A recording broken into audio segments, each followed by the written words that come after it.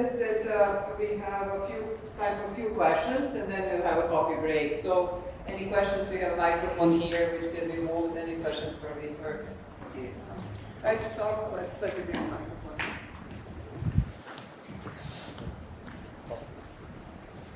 Vitor from SERA, Serbia. I would like to ask you two questions. One is, how do you take into account local soil conditions when calculating seismic risk with the approach using the seismic hazard maps for the country?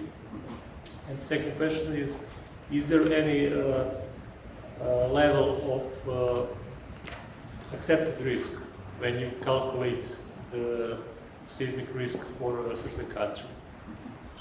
Okay, so the first question, it's actually very important, and perhaps I should have put a little bit more detail on my presentation on the consideration of possible amplification or attenuation of the ground shaking due to the different site conditions.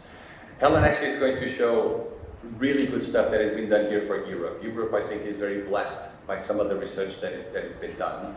I can tell you that for the first version, some of the results that I showed here, we did take into account site amplification, okay, by basically introducing the VF30 value, okay, the average shear wave velocity on the top 30 meters, and using the amplification factors directly from the GMPs.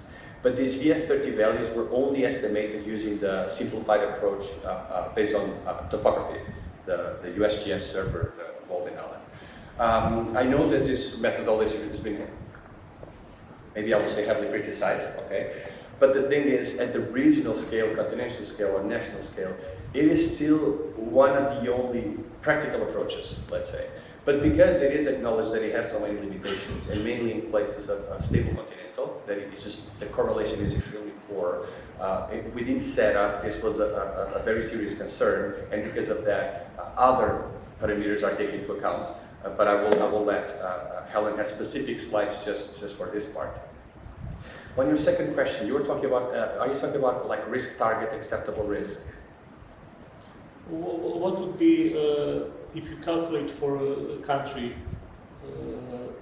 annual loss, for instance, is there any limit regarding the gross national product? Yeah, like what would be acceptable? Yes. Yes, so that's also a very good question. So I don't think there is a specific threshold, for instance, for economic losses. I do know there is well-known thresholds for the acceptable risk for human losses. Okay, and a lot of times these thresholds, which in some of the countries they are featured in design regulations, if I'm not mistaken, but at least they are taken into account when we're trying to understand what is the shaking that should be used for the different countries. But basically, for instance, Helen also knows a lot about this. We have published some papers about this. But for instance, an acceptable annual fatality risk, let's say, could be, for instance, 10 to the minus 5. Okay, so basically we say that it is acceptable that one person every 10,000 or every 100,000 will die due to shaking. Okay, because we know that we cannot design buildings or retrofit buildings to zero risk, but we should try to retrofit buildings or design buildings to an acceptable level of risk. All of these metrics can be estimated using all these tools that I was telling you about.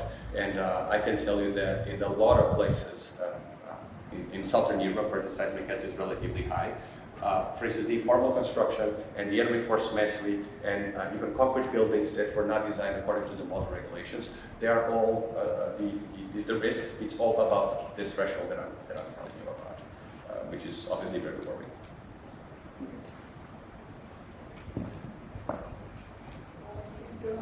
Any other questions for Vitor, please?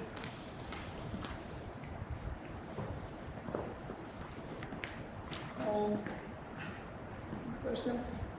I have one question actually related to these fragility curves, and we all know that the output, the quality of output depends on the quality of input. So let's say from this fragility database that is currently available in GEM, what do you, maybe I have looked briefly into it, how much is available for this region, let's say for something that would be representative of Balkan countries versus, Western countries, and how well are represented, let's say, unreinforced or non-engineered buildings?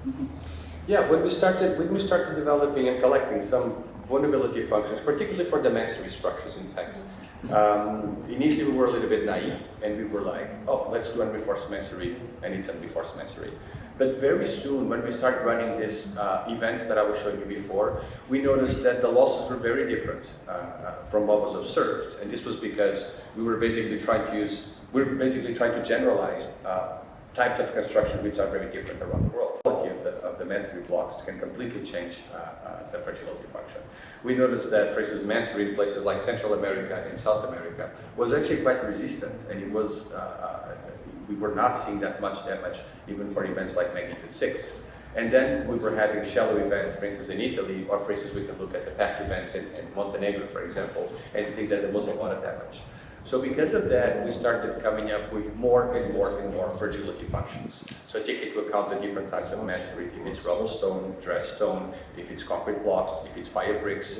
So because of that, instead of having just, let's say, a macro class of concrete of masonry, we started having this various, let's say, subclasses of the masonry to try to accommodate in a better way the particularities of the different countries.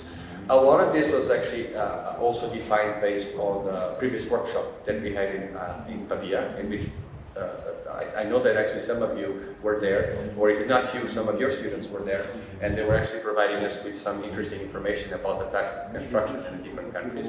And we have been adjusting this based on this input, but I do think, Svetlana, that there's still a lot of work to be done to properly take into account this. Thank you. So, given the time, I would propose to go out for a coffee break. I hope coffee is available, and we'll get back at 11 sharp. So, thank you.